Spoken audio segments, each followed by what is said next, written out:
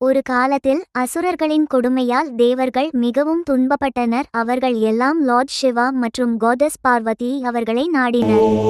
அப்போது சிவபெருமான் தனது மூன்றாவது கண் மூலம் ஒரு பெரிய தீப்பொறி உருவாக்கினார். அந்த தீப்பொறி சரவண பொய்கையில்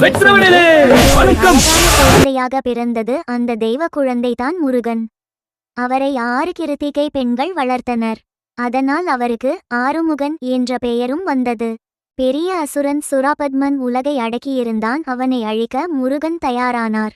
அவருடைய ஆயுதம் வேல். அம்மன் பார்வதி அவருக்கு அந்த வேலை கொடுத்தார். பெரிய போரில் முருகன் வீரமாக சண்டையிட்டு இறுதியில் சூரபத்மனை வென்றார். சூரபத்மன் இறுதியில் மயிலாகவும் சேவலாகவும் மாறினான். முருகன் அந்த மயிலை தனது வாகனமாக ஏற்றுக்கொண்டார்.